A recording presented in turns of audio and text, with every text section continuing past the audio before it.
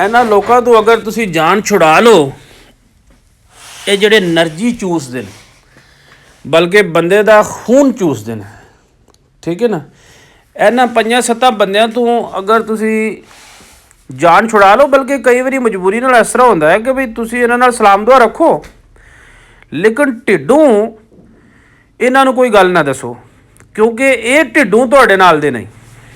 ਲੇਕਿਨ ਇਹਨਾਂ ਨੂੰ ਪਛਾਣ ਕਰਨਾ, ਇਹਨਾਂ ਨੂੰ ਢੂੰਡਣਾ ਇਹ ਲਾਜ਼ਮੀ ਹੈ।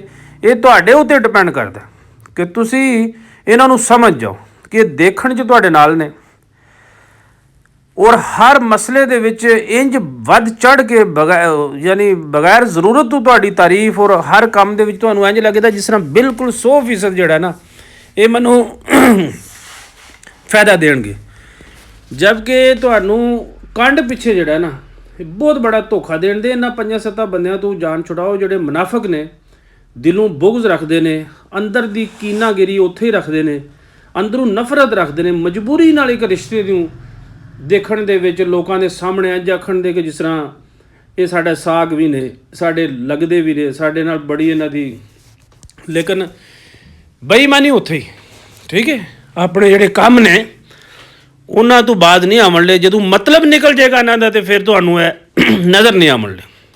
ਜਦੋਂ ਕਿਤੇ ਤੁਹਾਨੂੰ ਇਹਨਾਂ ਨਾਲ ਕੰਮ ਪਵੇਗਾ ਨਾ, ਤੇ ਫਿਰ ਇਹਨਾਂ ਦੇ ਤੇਵਰ ਬਦਲਦੇ ਦੇਖਿਓ, ਫਿਰ ਇਹਨਾਂ ਦੇ ਬਹਾਨੇ ਦੇਖਿਓ ਕਿ ਤੁਹਾਡੇ ਤੋਂ ਕਿਸ ਤਰ੍ਹਾਂ ਜਾਨ ਛੁਡਾਉਣ ਦੇ।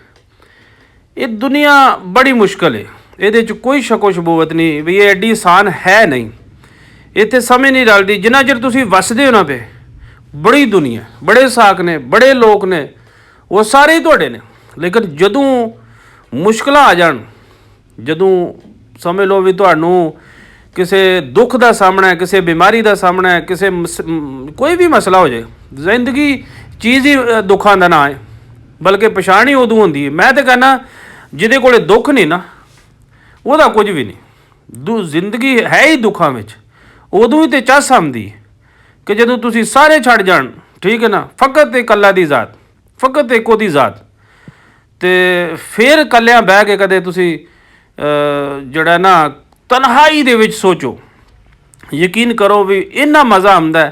ਵੀ ਬੰਦਾ ਕਹਿੰਦਾ ਫਲਾਣਾ ਵੀ ਗਿਆ, ਉਹਦਾ ਵੀ ਨੰਬਰ ਬੰਦ, ਉਹਦਾ ਵੀ ਰਾਬਤਾ ਖ਼ਤਮ, ਉਹ ਵੀ ਕਹਿੰਦਾ ਮੈਂ ਮਸਰੂਫ ਹਾਂ, ਮਿਲਾਂ ਦਾ ਕੋਸ਼ਿਸ਼ ਕਰਾਂਗਾ।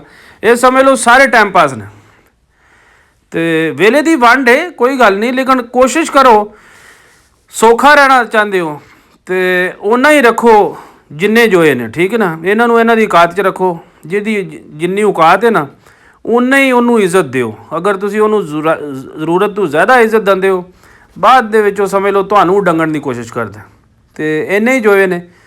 ਸਾਡੀ ਇਹ ਰਾਏ, ਤੁਸੀਂ ਜਨਾਬ ਮੇਰੀ ਜਿਹੜਾ ਨਾ ਡਾਕਟਰ ਸਾਹਿਬ ਦੀ ਵੀ ਗੱਲ ਸੁਣੋ ਤੇ ਤੁਹਾਨੂੰ ਮਜ਼ਾ ਆਵੇਗਾ। ਤੁਸੀਂ ਯਕੀਨ ਕਰੋਗੇ 100% ਇਹ ਸੱਚੀ ਗੱਲ ਹੈ, ਖਰੀ ਬਿਲਕੁਲ ਇਨਸਾਫ 'ਤੇ ਮਬਨੀ, ਕਿ ਇਹਨਾਂ ਲੋਕਾਂ ਤੋਂ, ਇਹਨਾਂ 8-10 ਬੰਦਿਆਂ ਤੋਂ ਅਗਰ ਜਾਨ ਤੁਸੀਂ ਛੁਡਾ ਲਈ ਨਾ, ਤੇ ਯਕੀਨ ਕਰੋ ਜ਼ਿੰਦਗੀ 'ਚ ਬੜੇ ਸੌਖੇ ਰਹੋ। ਕੱਖ ਨਹੀਂ ਹੁੰਦਾ। ਮੇਰੇ ਅੱਲਾ ਦੀ ਜ਼ਾਤ, ਪੂਰੀ ਦੁਨੀਆ ਇੱਕ ਪਾਸੇ ਹੋ ਜਾਏ, ਅਗਰ ਅੱਲਾ ਦੀ ਜ਼ਾਤ ਤੁਹਾਡੇ ਨਾਲ ਹੈ तो कुछ भी नहीं कर सकते।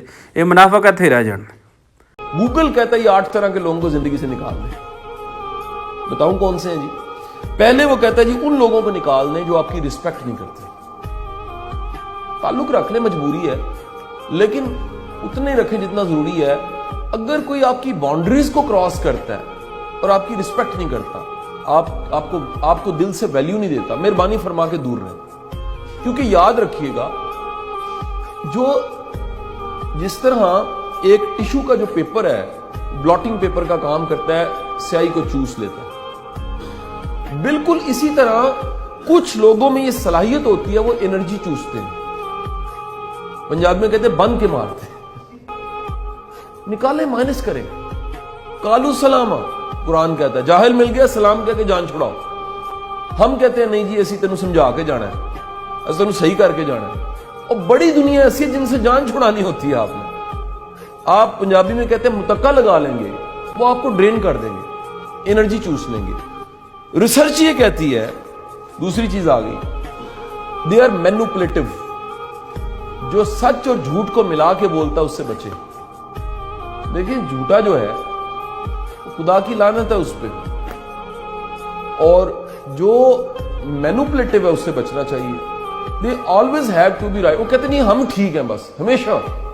وہ غلط بھی ہوں گے تو وہ کہیں گے ٹھیک ہے, مائنس کر دیں. The next most important, if they are judgemental. یہ ڈاکٹر صاحب بڑے خوفناک لوگ ہوتے ہیں. دے آلویز جج. یہ آپ کی نمازیں چیک کریں گے, یہ ہر جگہ آپ کو نہ بتائیں گے کہ یہاں پر آپ ٹھیک ہیں, یہاں پر ہر وقت وہ کنٹرول کر رہے ہوں گے.